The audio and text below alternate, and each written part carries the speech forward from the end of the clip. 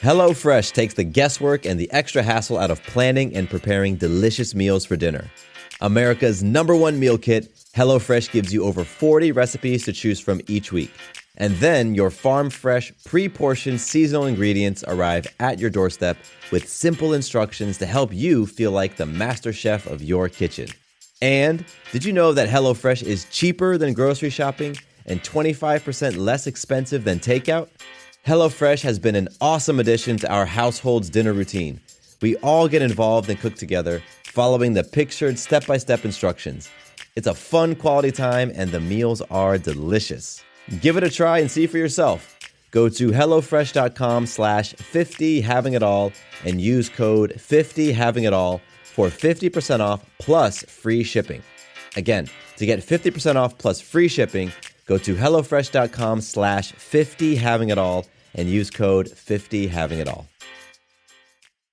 Hello, it is Ryan, and I was on a flight the other day playing one of my favorite social spin slot games on ChumbaCasino.com. I looked over at the person sitting next to me, and you know what they were doing? They were also playing Chumba Casino. Coincidence? I think not. Everybody's loving having fun with it. Chumba Casino is home to hundreds of casino-style games that you can play for free anytime, anywhere, even at 30,000 feet. So sign up now at ChumbaCasino.com to claim your free welcome bonus. That's ChumbaCasino.com and live the Chumba life. No purchase necessary. VGW. Void where prohibited by law. See terms and conditions. 18+. Are you looking to really accelerate your personal growth? If so, go to my website and download the free Abundance Benchmark. It's going to give you some amazing feedback on where you're stuck in life. Again, it's totally free, and you can grab yours right now at MatthewBivens.com. Welcome to Having It All. My name is Matthew Bivens, and each week I bring you conversations and insights that explore the question, what does having it all mean to you? My goal is to leave you with stories you can relate to and messages you can take action on so that you can create an abundant, loving life. I am so excited that you're here to hang out with me today. Now, let's jump right into this episode. Today's episode is all about knowing your center, or in other words, understanding the lens through which you see the world and where your morals and values come from and how important that is. And all of that was inspired by a conversation I had with my dad yesterday. So this whole topic that I'm going to be addressing today is super fresh. This was a conversation that I was pretty anxious going into, a little bit nervous, but it ended up being extraordinarily revealing. And it's something that I think a lot of you will be able to relate to, and that's why I want to get into it today. But before I jump into the meat of today's conversation, I just want to acknowledge some folks for reaching out. I've been receiving emails from you, the listeners, and they're awesome. The most recent email I received was a listener listened to the last episode published, which was "Who Are You When No One Is Watching?" And DJ reached out to me to share some situation he was going through and asked for some advice. And so, DJ, I just wanted to shout you out on air. And I want to let everybody know that I love receiving your emails. I love hearing what moved you in an episode, what inspired you, what you did not agree with, what you want feedback on. And so I totally encourage you to reach out to me, email me. I respond. I check my email constantly, and I always get back. I have a 6-week-old baby girl right now, so sometimes it takes me a little bit longer than I normally would like, but I am getting to all of your emails. So you can reach out to me directly on my Gmail email address, which is mattcbivens@gmail.com. That's MATTC Bivens, BIVENS @gmail.com. And again, I love receiving these emails, so please keep the feedback and commentary coming. Now, let's jump into today's topic because, like I said, it's super relevant for me. It happened very recently, and it all stemmed from a conversation I had with my dad. But I will give you guys a little bit of background in case you're a new listener. There's been some family circumstances, I will say. A fight happened between my father and my sister, and happened about 6 months ago, and they have not spoken since. And that's big in my family. That is not something that we've ever experienced before. A prolonged period of silence. We're a family. So I have two sisters, both of them younger. My mother and my father are divorced. They got divorced about 20 years ago. But they've always had an amicable relationship, and our family has been able to function pretty smoothly. We get together on holidays, and in the past we would even vacation together and things like that. But this fight has really driven a wedge between the family. On one side is my mom and my sisters, who feel a certain way about the fight, and on the other side is my dad, who feels who has his own opinions about it. And this was a pretty big fight, I would say, at least in our family. There was cuts, there was bruises, there was punching and hitting and screaming. So it was a physical fight, and to the point where the police were almost called. So it was that type of the police were called. But charges were not filed.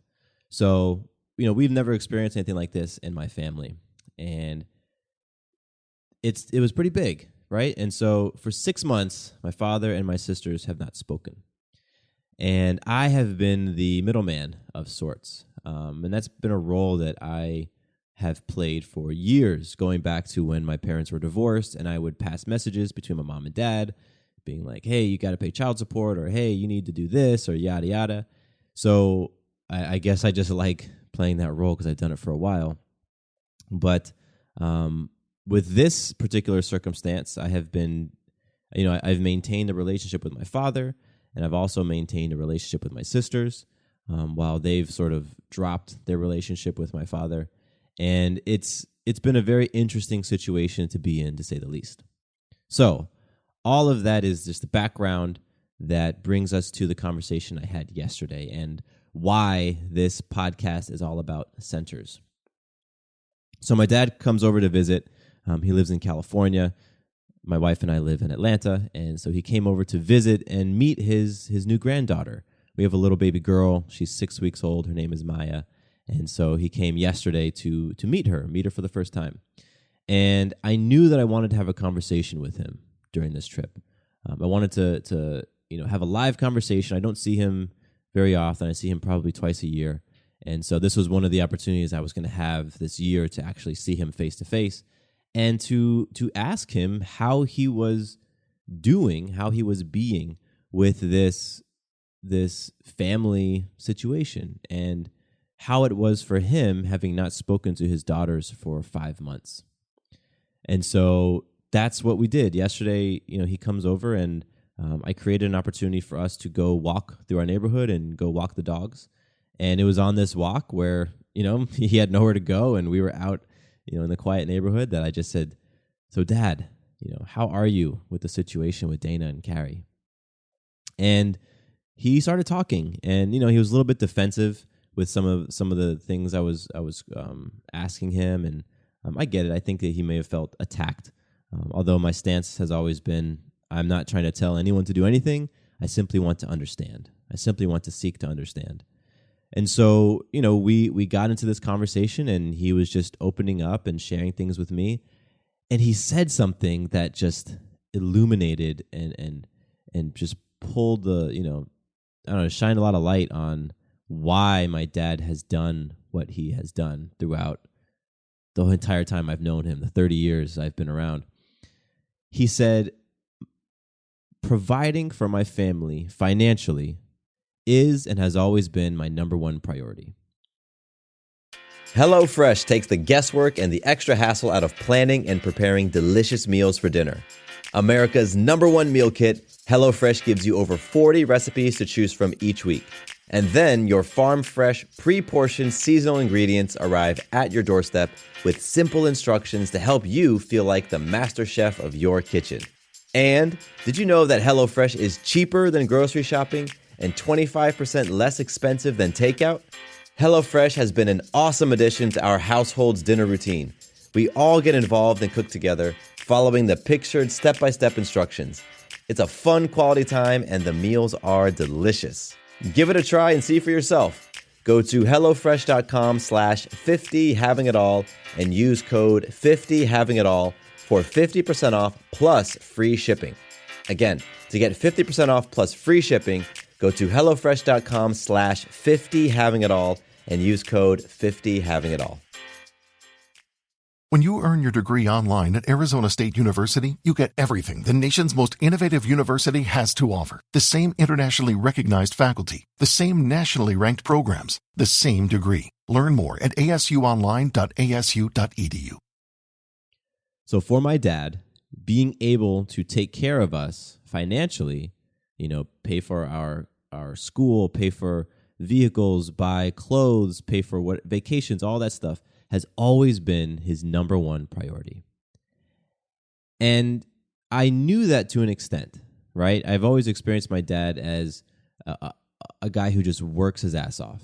My dad is a cosmetic surgeon, and ever since he started 30 years ago, he's been going pretty much nonstop since. And, he told me yesterday that he works 6.5 days a week, and he doesn't have much of a social life. He doesn't do much for himself.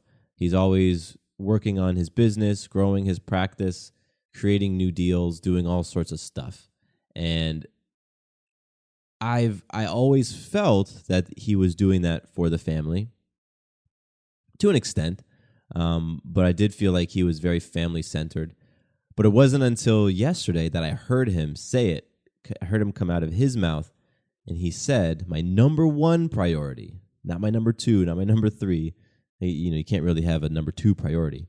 So his number one priority, the most important thing for him, has been able to provide for us financially. And what that meant, and what that has meant for the past 30 years, is that he has had his nose to the grindstone, working, moving the family, opening practices, shutting some down, getting new partnerships, working out of multiple cities, doing all these different things so that he could provide for us financially. Now, that was revealing to me in a number of ways, and I think the biggest was that I understand what his center is right now. And his center is very family-centered, with like the lean towards financial, right? And like I said at the top of the episode, your center is the lens through which you see the world. Whatever your center is, that's going to influence your values. It's going to influence how you make decisions. It's going to influence what's important to you. And I thought it was so amazing that was my dad's center, because it also influences how he wants to be loved and treated. And that's why this episode has to do with centers and love languages. So the concept of centers and the way that I'm describing it comes directly from a book I've mentioned dozens of times, and that's Stephen Covey's 7 Habits of Highly Effective People. So I have a copy of it in front of me right now, and I'm going to be reading some stuff from this book. But that's where the centers idea comes from. And the love languages comes from a book, I think Gary Chapman, and Gary Chapman is the author, and the book is called The 5 Love Languages. And basically, in the book, Gary Chapman outlines 5 unique ways that people express love and want to be loved, and those are the 5 love languages. And so, what my conversation with my dad revealed, it revealed what his center was, and it revealed how he wanted to be loved. And the fascinating part about this, and the big kicker for me, was that he is not receiving love in the way that he wants to be loved.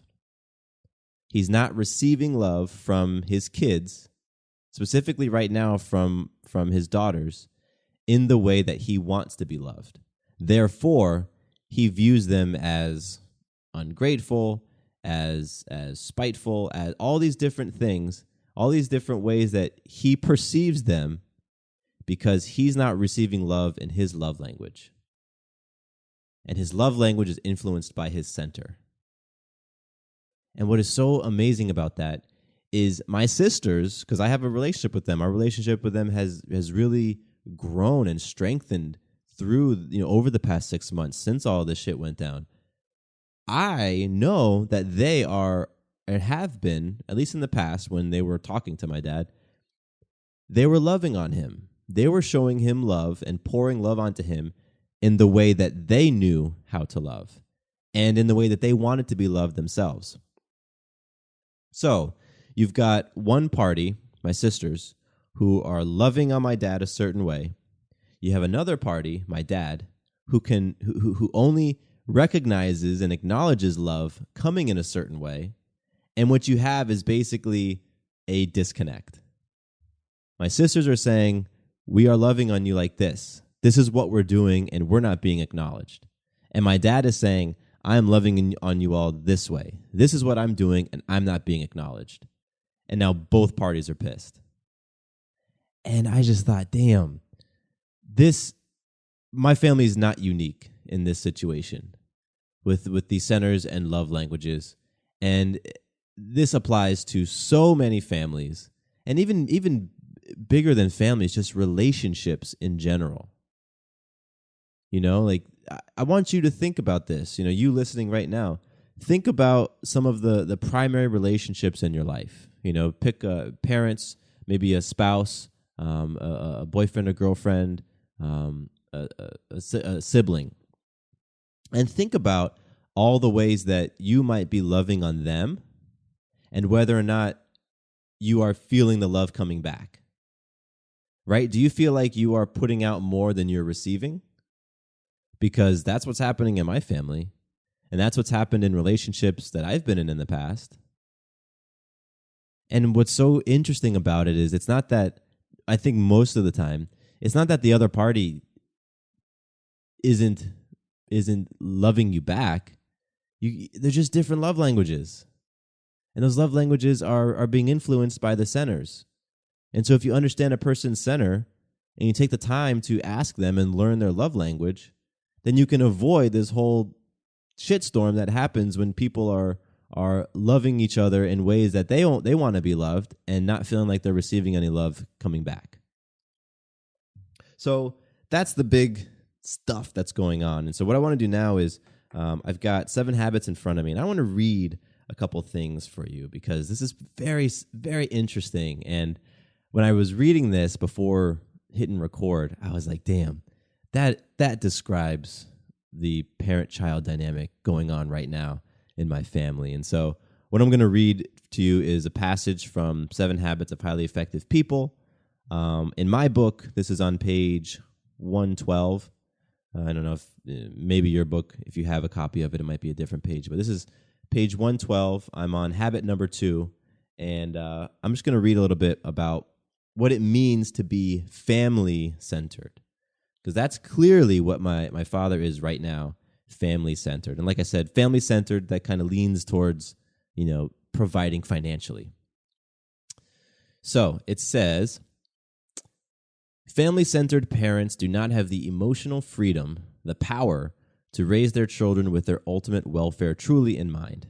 If they derive their own security from the family, their need to be popular with their children may override the importance of a long-term investment in their children's growth and development. Or they may be focused on the proper and correct behavior of the moment. Any behavior that they consider improper threatens their security. It's kind of interesting. The whole fight that started with my dad and sister started because my father perceived my sister's behavior as being improper. Back to reading. They become upset, guided by the emotions of the moment, spontaneously reacting to the immediate concern rather than the long-term growth and development of the child. They may yell or scream. They may overreact and punish out of bad temper. They tend to love their children conditionally, making them emotionally dependent or counter-dependent and rebellious. So I read that and I thought, damn, that describes how I experienced them. Any behavior that they consider improper threatens their security. I mean, in my conversation with my dad yesterday, there was a number of times when he was essentially saying that, listen, the way that the girls are responding and reacting is improper. It's improper. And it seemed very threatening to his sense of what family was. And it goes back to how he was raised. It goes back to the scripting that happened with him. It goes back to the different beliefs about what a parent-child dynamic is supposed to look like. And all of this stuff influenced what went down 5 or 6 months ago and what has happened ever since. Or in many ways, hasn't happened. So I thought that was very powerful. And I'm going to skip forward to another section in 7 Habits where Covey goes into these centers a little bit more. And Covey says that your centers are going to provide 4 things to you. They're going to provide your sense of security, your guidance, your wisdom, and your power. So if you are family-centered, then your security is founded on family acceptance and fulfilling family expectations. That last part, fulfilling family expectations, I think describes my dad to a T in this situation. It's his expectation that he must provide for his family. So at times when he was able to provide adequately for his family, he felt great about himself. But at times when he wasn't able to provide adequately, when his business wasn't going well, when his practice was down, when he was rebuilding, he felt shitty about himself. And that's because his sense of security, and in many ways his sense of self-worth, was tied up in his family and whether or not things within the family were flowing smoothly. So if you are family-centered, your sense of personal security is as volatile as the family. And man, my family has experienced some volatility lately. If you are family-centered, your feelings of self-worth are based on family reputation. Now, that reputation could be within the extended family. So, my dad's sisters, so my aunts, my grandma, the way that they perceive our nuclear family probably impacts how my dad feels because he's very family-centered. And again, this is my dad telling me that he was very family-centered. I'm not assuming or passing judgment or anything. He told this to me. So when he told this to me, my first thought was, "Ooh, I'm interested to see what that means, being family-centered, what the consequences of that are." And what's really great is that my dad is the one who introduced me to the 7 Habits.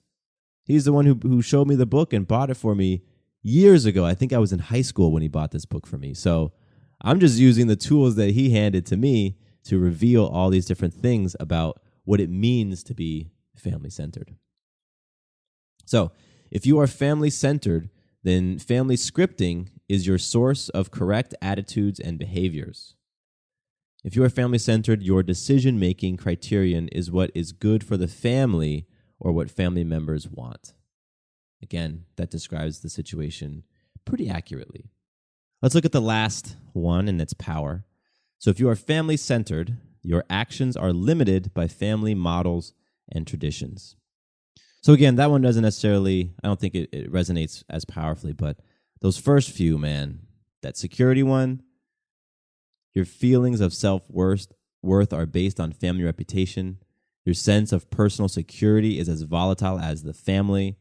Your security is founded on family acceptance and fulfilling family expectations. I don't know about you, but that sits pretty powerfully with me. And like I said, that's a consequence of being family-centered. I use the word consequence simply to mean a result. Consequence does not mean anything good or bad. And, I tend to try to avoid those words. I think those are judgment words. And, when you judge different things, you become attached to them. So I'm not interested in becoming attached to whether something is good or something is bad. I just want to look at what is. So again, and being family-centered, that is what it is. I'm not saying that one is better than the other. And there's a lot of different centers. If you pick up, let me go back to that page in 7 Habits. Covey talks about being, spouse-centered, family-centered, money-centered, work-centered, possession-centered, pleasure-centered, friend-centered, enemy-centered, church-centered, self-centered. And then eventually he lands on being principally centered is the most powerful of all of those, and the one that is going to lead to the most effective and healthy and sustainable form of living. So, that's what Covey's argument is, that being principally centered is the way to go. And again, I'm not saying that anyone's better than the other. I'm just saying that in my family, and with my father specifically, being family-centered has a lot of very interesting consequences. And so, like I said, understanding my dad's center helps to shine a little bit of light on his love language. And so I'm going to shift gears a little bit and talk about the 5 love languages. Now, again, like I said, the 5 love languages, it essentially just talks about 5 ways that people want to be loved. And in turn, this is frequently how these people will love others. So the 5 love languages are receiving gifts, quality time, words of affirmation, acts of service, and physical touch. So this book says that you most likely have one of these things as the number one way that you would like to be loved. And there's actually a quiz on the website, and I'll make a note to put a link of that in the show notes. And you guys can go and take this quiz and see what your love languages are. And I've taken the quiz a couple of times, and I actually took it one time and then waited 10 minutes and took it again, and I got different love languages. So, I think it's not a scientific thing, but it does provide a little bit of understanding as to how you like to be loved. And so, for me, I think physical touch, quality time, those are huge for me. Receiving gifts, I love receiving gifts, not specifically, but especially food. I love food gifts. And so whenever people gift me with like a gift card to a restaurant or buy me lunch or buy me dinner, it's huge for me. And I didn't really know that until I spent some time going through my love languages and until I became aware and started to just recognize like how I felt when somebody would gift me with food. So this is a really helpful thing just to understand more about yourself. And how this applies to my family situation is that, again, my dad is very family centered, and his sense of self-worth within the family is derived from being able to provide for us financially. So that's what he wants to do. He's like, I'm going to love you by working my ass off and being able to provide financially. So all your needs are taken care of. You don't have to worry about where your school tuition's coming from. We'll get to go on fun vacations. You're going to have a roof over your head. You're going to have clothing. I'm going to help you purchase cars. I'm going to help you in emergency situations. That's how my dad is loving on us kids. In return, the way that he wants to be loved very, very strongly is in words of affirmation. Words of affirmation. And specifically what he told me yesterday was that he would love to feel gratitude coming from his kids and the people that he pours his specific brand of love on. So in his mind, I'm loving on you by providing for you financially. I would like love to come back to me in the form of words of affirmation. My dad doesn't necessarily, he might enjoy receiving gifts. Acts of service he might enjoy as well. Physical touch. I do know that he really enjoys quality time, and he's expressed that by saying that he wished that us kids would go out and visit him more, as opposed to he always hopping on a plane and flying over to the East Coast to visit us. But what I heard from him yesterday was that, I don't feel like your sisters are very grateful. I haven't experienced them as saying thank you for all of the things that he's done for them, financially speaking. And that just, man, that's so interesting, because I know that my sisters, up until the fight went down, like they were loving on him in their own way. Like they may have been loving on him by sending him gifts, or maybe, I don't know, maybe it was quality time in different ways, but he was receiving those things, but they weren't connecting. He wasn't connecting it internally and emotionally and feeling like, yeah, that's my family loving on me. And if you just think about that for your own life, think about how profound that truly is. You know, are you loving on your spouse the way that they want to be loved on? And if not, are you noticing that perhaps your efforts are going unappreciated? If you're feeling underappreciated in your relationship, I would say there's a great chance that there's a conflict, or not a conflict, there's a disconnect within love languages. And so I think it would be a fantastic exercise for you. This is for you listening, to understand what your center is. Get very clear on what your center is, and perhaps read through some of the potential results of being, work-centered or family-centered or spouse-centered, whatever it is.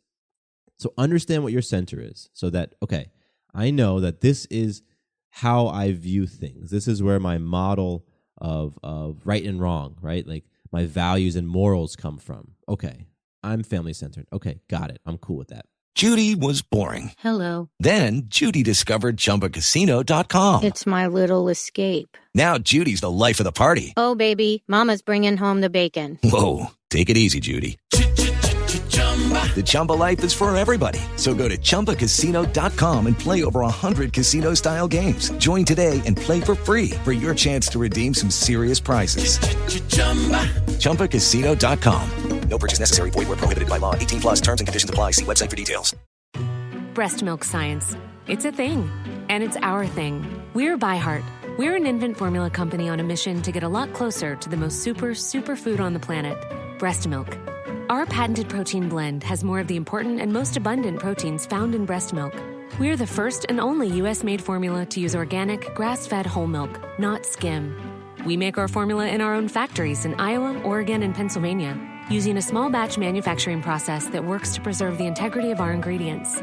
We ran the largest clinical trial by a new infant formula company in 25 years, and clinically proved benefits like easier digestion, less gas, and softer poops versus a leading infant formula. We were the first infant formula company to earn the Clean Label Project Purity Award. And while we've put a lot into ByHeart, there's a long list of things you won't see on our ingredient list, like no corn syrup, no maltodextrin, no GMO ingredients, no soy, no palm oil. ByHeart, a better formula for formula. Learn more at byheart.com. Now, the other half of that is, what's your love language? List your love languages in priority. So understand how you want to be loved. Because once you understand how you want to be loved, you can communicate that to the other person.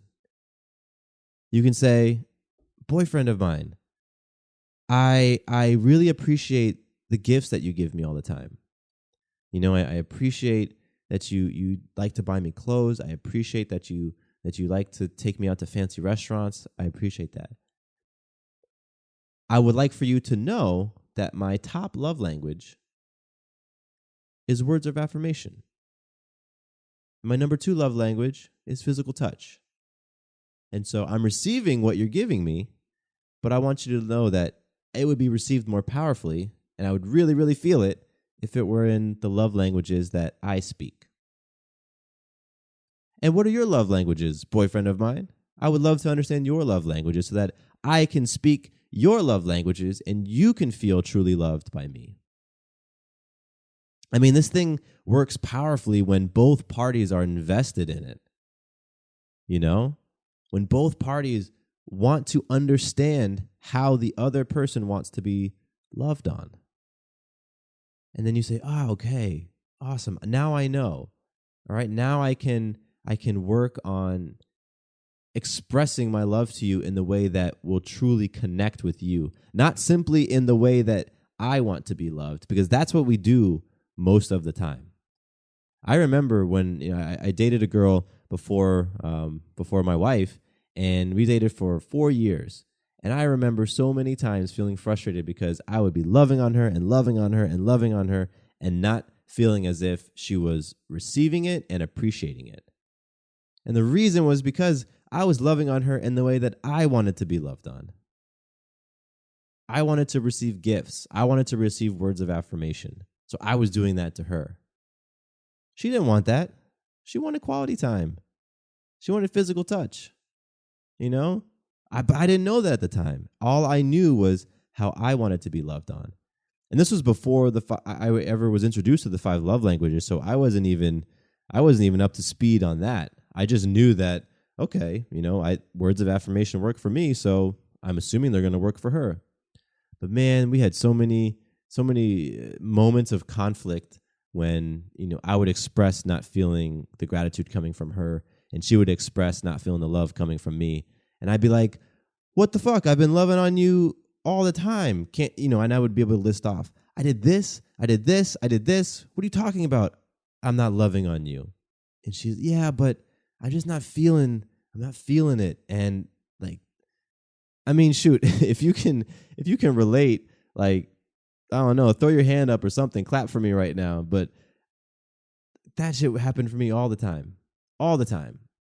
And had I only known of the 5 love languages, and maybe if I was a little bit more mature, I would have been able to say, oh, wow, okay, I'm loving on you in the way that I want to be loved on, not the way that you want to be loved on. Like, think about, okay, let's put it in terms of an actual language, right? So I'm rolling up to my girlfriend, and I'm speaking Mandarin. I'm speaking Mandarin to her, and I'm telling all these amazing things in Mandarin, but she only speaks Spanish. In this case, she did speak Spanish, so it works. Right? So I'm talking Mandarin, and she's talking Spanish, and neither of us is understanding what the hell the other person's saying. Like, that's what's going on in relationships. And it's not just romantic relationships. I mean, the big example in this episode is a father and daughter. So it's within families. It's with friends. It's with siblings. My sisters have their own love language. And if I truly want to become create more effective communication and more powerful relationship with them, I ought to learn their love language. Right? Because who knows? Maybe I'm speaking Thai and they speak German. Right? Like, you don't know. And I don't know about you, but I would much rather have that understanding and then be able to give them what they want than walk around like a dummy just mad because they're not being grateful. Right? And that's sort of what my dad's doing. Like, he's not receiving love in his love language, so now he feels hurt. Now he's feeling wronged. Now he's feeling like, okay, the girls are not appreciative. They're spoiled brats. And you know what? I'm not going to reach out to them. That's how family members go 5 months without talking to one another. Like, there's a part of me that just thinks that's so fucking dumb. Like, I've interviewed people on this show. I've had folks on this show who have no family, who have no blood family, whose parents, whose siblings have died.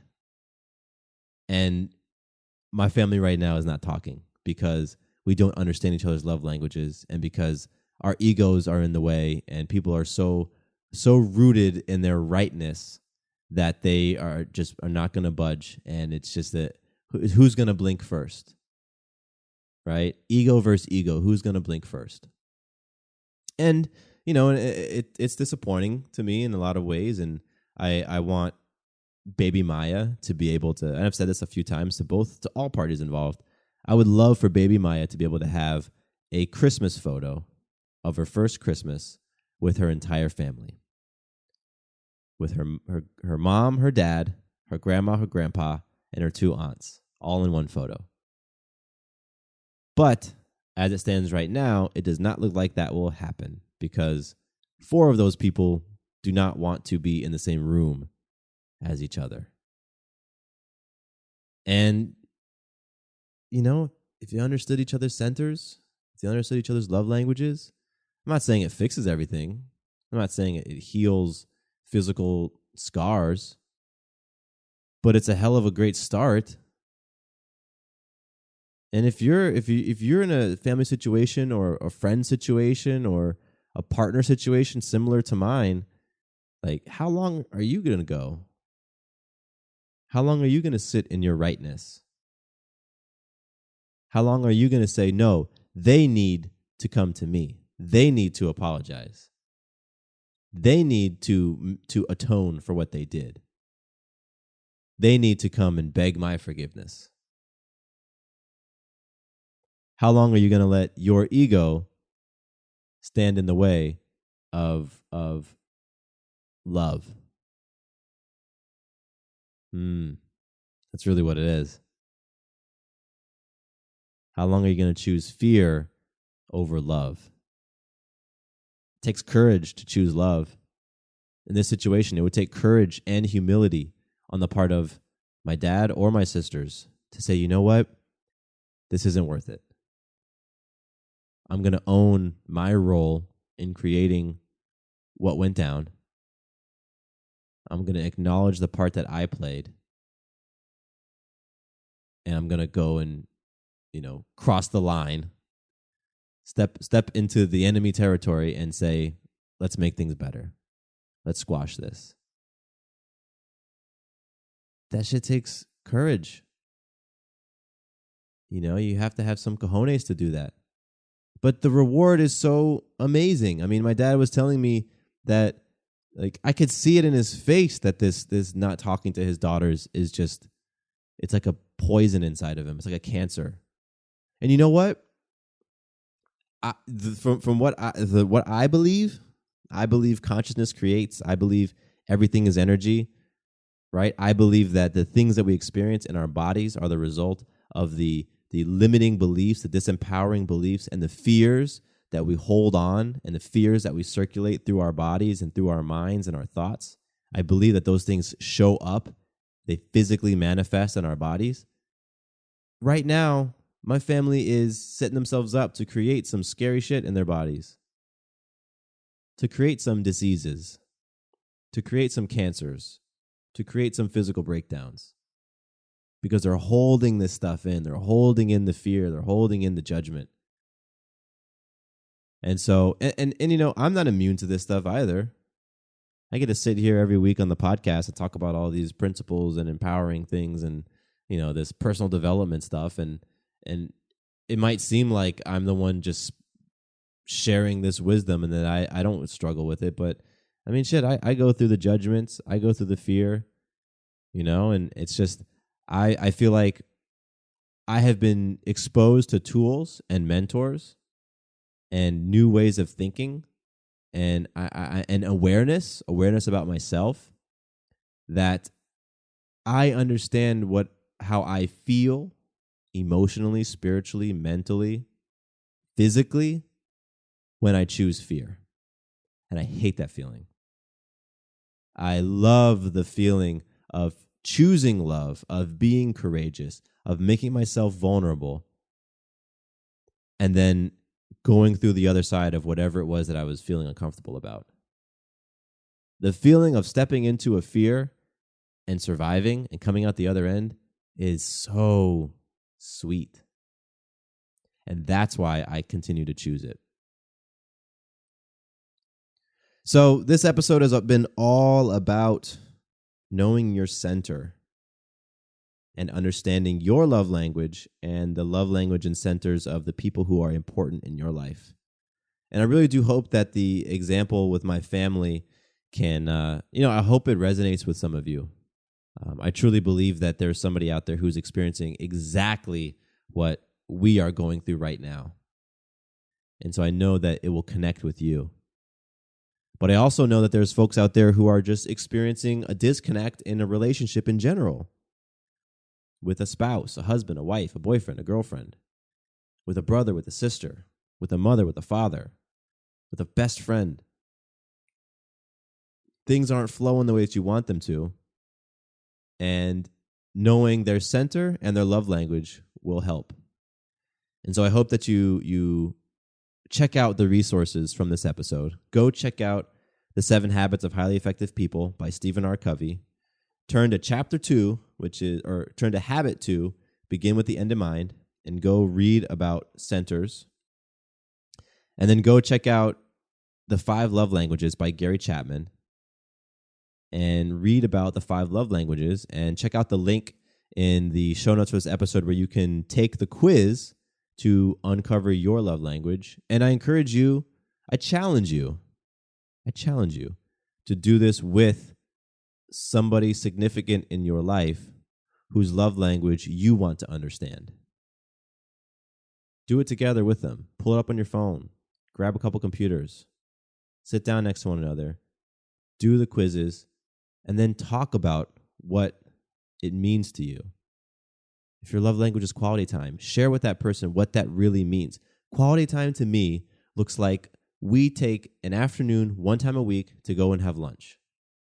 If we can do that, I will feel loved in my quality time. If we can't do that, then let's come up with some other way that we can spend quality time together, because that's important to me.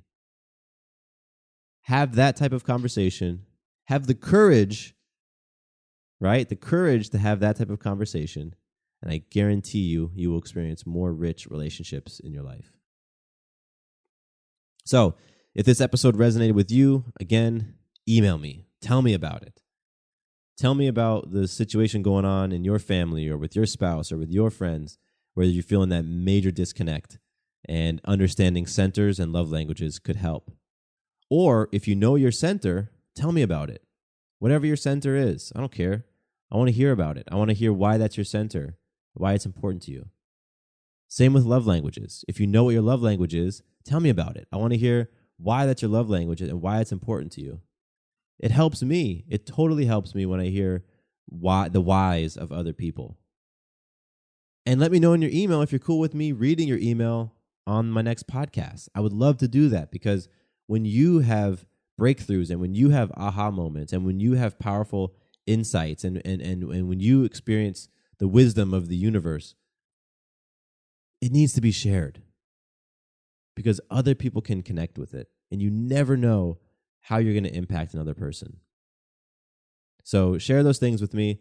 My email address is mattcbivens@gmail.com, mattcbivens@gmail.com. I cannot wait to receive your emails. And with that, my name is Matthew Bivens, and here is to you having it all. 2 quick things before you leave. First, did you know that the Having It All podcast is a part of the Fireside Network? Yep, we are one of the esteemed shows that calls Fireside Network home. That means if you ever want to listen to a show outside of iTunes or Stitcher or whatever your favorite podcasting app is, all you need to do is visit firesidenetwork.com and under shows, select Having It All. From there, you can access all the episodes, see the show notes, learn about my guests, and more. Second, I am very excited to announce that my brand new website is live. Visit MatthewBivens.com and you can learn more about me, get plugged into an accountability group, and pick up some free content like the Abundance Benchmark. I am all about helping you not only identify what your ideal life looks like, but also helping you on your journey towards it.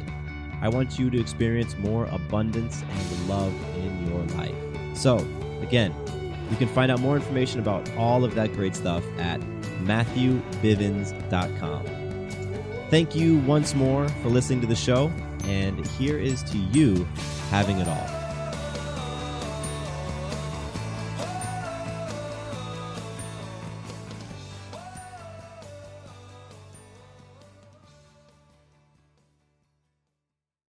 Judy was boring. Hello. Then Judy discovered ChumbaCasino.com. It's my little escape. Now Judy's the life of the party. Oh, baby, mama's bringing home the bacon. Whoa, take it easy, Judy. The Chumba life is for everybody. So go to ChumbaCasino.com and play over 100 casino-style games. Join today and play for free for your chance to redeem some serious prizes.